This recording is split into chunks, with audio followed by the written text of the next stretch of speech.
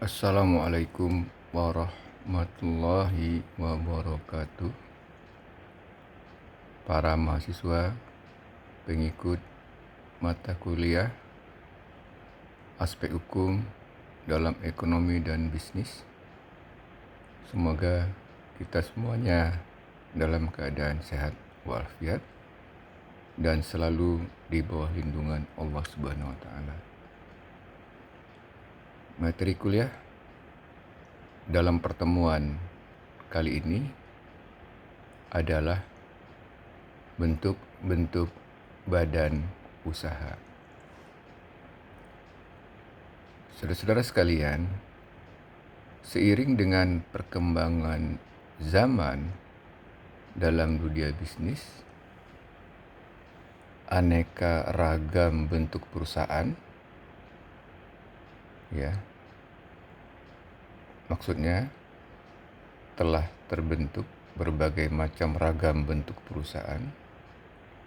Oleh karena itu, perlu seperangkat aturan hukum yang mengatur bentuk-bentuk perusahaan tersebut.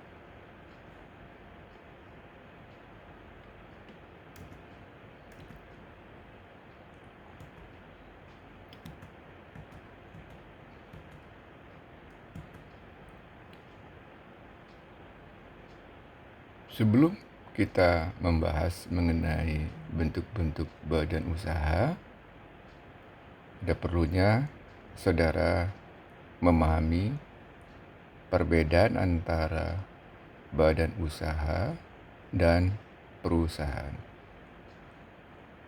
Apakah yang dimaksudkan dengan badan usaha?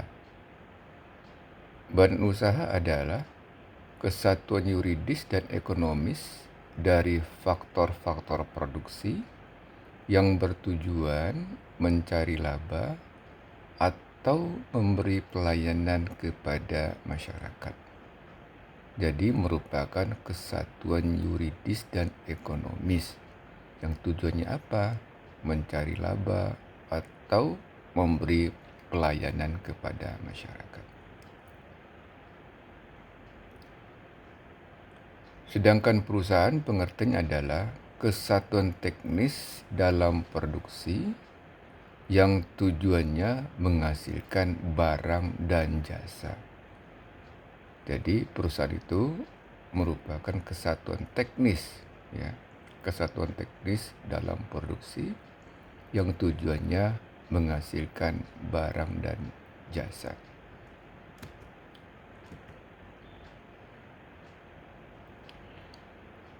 Apakah hal-hal yang diperlukan untuk menentukan bentuk-bentuk badan usaha? Hal-hal yang diperlukan adalah: 1. Modal. Yang kedua, bidang usaha yang akan dimasuki. Yang ketiga, tingkat risiko yang dihadapi oleh perusahaan tersebut. Yang keempat, luas daerah operasi dari perusahaan. Yang kelima, melakukan analisis pasar terlebih dahulu. Yang keenam, undang-undang dan peraturan yang mengatur. Yang ketujuh, bagaimana cara perusahaan memberikan laba.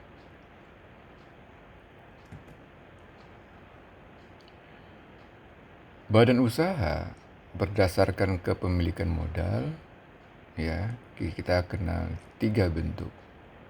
1.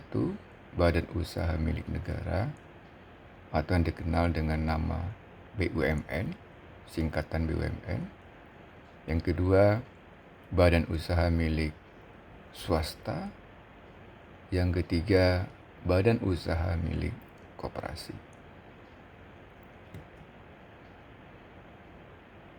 Badan usaha berdasarkan aspek yuridis, jadi kita melihatnya dari aspek yuridis. Apa itu? 1. Perusahaan perseorangan. Yang kedua, perseroan terbatas.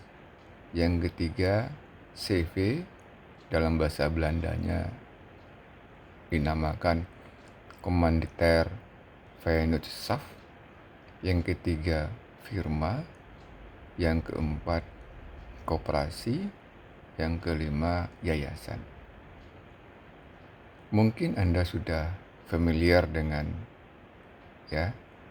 bentuk perusahaan perseorangan, PT, CV, kalau firma ini jarang kedengaran, koperasi, dan yayasan. Nah, kita masuk ke masing-masing bentuk badan usaha tersebut. Kita mulai dengan perusahaan perseorangan.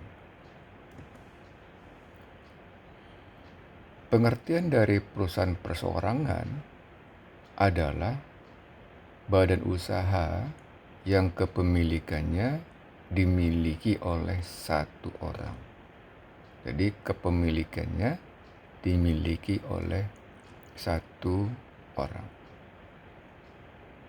Semua orang bebas membuat bisnis personal, membuat bisnis sendiri tanpa ada batasan untuk mendirikannya.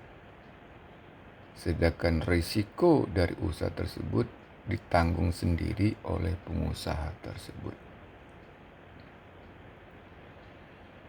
Pada umumnya, perusahaan perseorangan bermodal kecil, terbatas jenis serta jumlah produksi, memiliki tenaga kerja buruh yang sedikit, dan penggunaan alat produksi teknologi yang sederhana. Dalam masyarakat atau lingkungan kita, banyak sekali kita temukan badan usaha perseorangan ini. Sebagai contoh, bengkel, rumah makan, salon-salon kecantikan, rental komputer dan internet. Kalau di pasar banyak sekali kita temukan toko kelontong misalnya, tukang-tukang bakso keliling, pedagang asongan, dan lain-lain. Pendirian perusahaan perseorangan hanya dilakukan oleh satu orang pengusaha dengan modal berupa kekayaan pribadi dari pengusaha tersebut. Izin pendirian lebih mudah dan persyaratan sangat sedikit dibandingkan dengan jenis perusahaan lain. Berikutnya bentuk badan usaha dengan nama firma.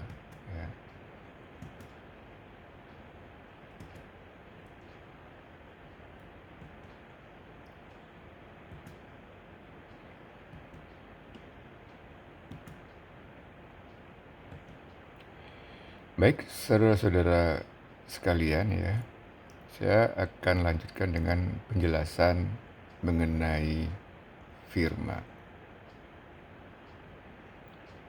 Firma ini dibentuk oleh beberapa orang. Apa ciri-cirinya dari perseroan berbentuk firma? Para persero atau para pendiri dari perusahaan tersebut aktif dalam kegiatan badan usaha sesuai dengan bidang tugasnya. Jadi seluruhnya aktif di dalam perusahaan tersebut sesuai dengan bidang usahanya. Tanggung jawab tidak terbatas dan ditanggung secara bersama-sama. Perusahaan-perusahaan berbentuk firma ini banyak kita temukan di kalangan para lawyer. Jadi para lawyer membentuk usaha bersama, mereka lebih suka menggunakan jenis usaha atau badan hukum firma. Ya. Kenapa? Karena masing-masing lawyer tersebut aktif ya dalam beracara. Yang ketiga, perseroan komanditer, CV ya, CV. Ya.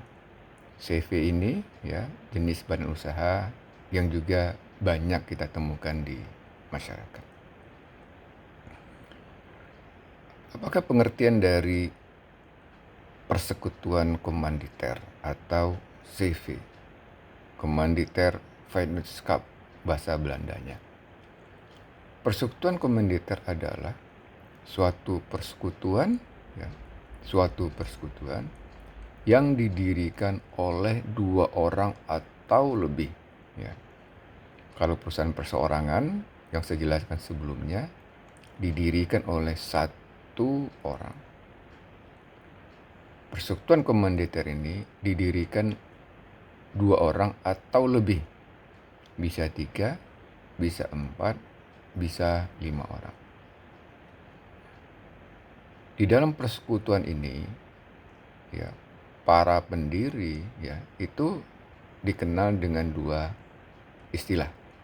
Ada sekutu aktif, yang kedua sekutu pasif. Nah, sekutu aktif ini adalah anggota-anggota pendiri yang terlibat memimpin atau menjalankan perusahaan. Jadi dia aktif di dalam menjalankan perusahaan, bertanggung jawab penuh atas utang-utang perusahaan. Sedangkan sekutu pasif adalah ya anggota-anggota pendiri yang hanya menanamkan modalnya saja ya. Dia tidak ikut campur atau menjalankan perusahaan. Sekutu pasif bertanggung jawab atas risiko yang terjadi sampai sebatas modal yang ditanamkan. Jadi, para pendiri yang aktif menjalankan perusahaan itu dinamakan sekutu aktif. Sedangkan para pendiri yang tidak menjalankan perusahaan itu dinamakan sekutu pasif. Sedangkan prosedur pendiriannya ya saudara dapat baca sendiri di materi yang telah saya berikan. Namun secara singkat ya, pendirian persekutuan komanditer dilakukan dengan pembuatan akte pendirian terlebih dahulu. Ya, akte pendirian ini dibuat oleh notaris. Setelah dibuat oleh notaris, ya didaftarkan di Kepanitraan Pengadilan Negeri yang berwenang dan kemudian diumumkan dalam Tambahan Berita Negara Republik Indonesia. Jadi ada pembuatan akte pendirian, ya, di notaris. Setelah dibuat, didaftarkan di Pengadilan Negeri yang berwenang. Yang ketiga, perseroan terbatas, PT ya. Ini PT ini banyak sekali sekarang orang menggunakan badan usaha dalam bentuk PT. Apakah yang dimaksud dengan PT? PT adalah organisasi bisnis yang memiliki badan hukum resmi ya, yang dimiliki oleh minimal 2 orang ya, dengan tanggung jawab yang hanya berlaku pada perusahaan tanpa melibatkan harta pribadi dari para pendirinya. Jadi didirikan oleh 2 orang atau lebih ya. Didirikan 2 orang atau lebih. Kalau ada risiko sebatas modal yang ditanamkan dalam perusahaan tersebut. Di dalam PT, pemilik modal tidak harus memimpin perusahaan dan PT dapat menunjuk orang lain di luar pemilik modal untuk menjadi pimpinan. Beda sama CV tadi, kalau CV, para pendiri ada yang aktif memimpin perusahaan, ada yang tidak aktif. Sedangkan PT, para pemilik modal tidak harus ada yang aktif, tapi dapat menunjuk orang lain untuk memimpin perusahaan.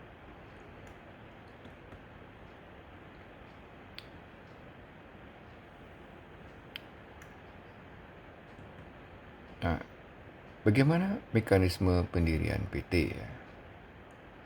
Secara umum, ya, pendirian PT menggunakan akte notaris, akte yang dibuat oleh notaris, ya.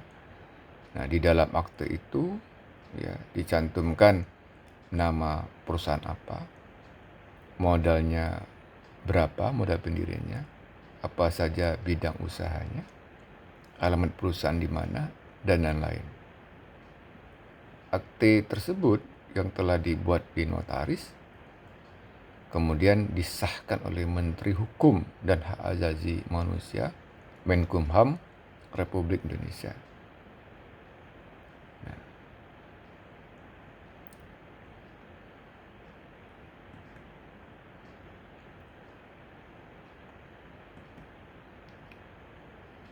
apakah keuntungan dari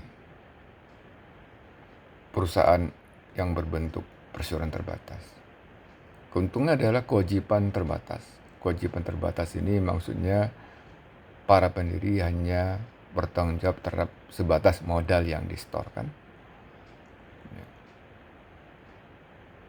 Keberlangsung dari PT ini boleh dikatakan abadi ya. Manajemennya lebih efisien.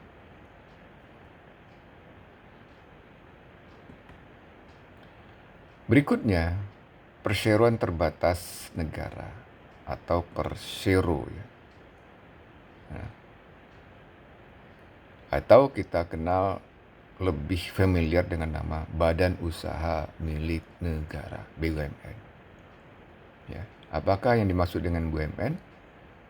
Badan Usaha Milik Negara itu berbentuk perseroan terbatas atau PT yang modalnya dimiliki paling sedikit 51% oleh pemerintah.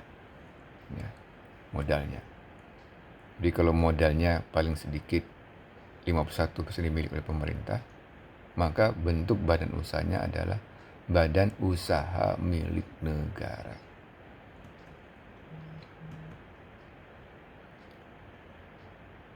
Setelah itu perusahaan umum ya, Perum. Perum ini ya sudah jarang ya saat sekarang ini, jadi Anda baca saja. Perusahaan jawatan ya, ini juga sudah jarang kita temukan. Nah, selanjutnya saya akan menjelaskan mengenai koperasi. Koperasi tentu badan usaha yang banyak kita temukan di masyarakat. Pengertian dari koperasi adalah ya, badan usaha yang beranggotakan orang-orang ya,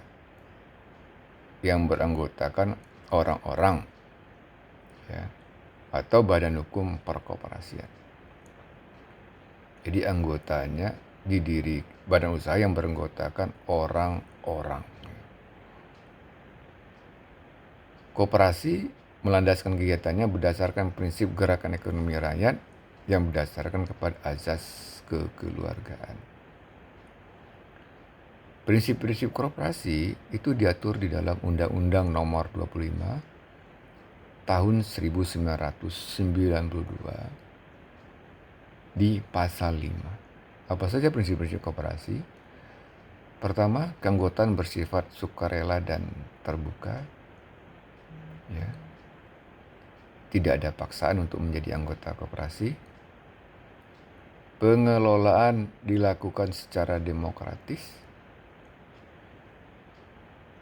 Pembagian sisa hasil usaha atau SAU dilakukan secara adil, sebanding dengan besarnya jasa usaha masing-masing anggota. Yang keempat, pemberian balas jasa yang terbatas terhadap modal. Yang berikutnya, kemandirian dari masing-masing anggota pendiri. Adanya pendidikan perkoperasian. Terakhir, kerjasama antar koperasi.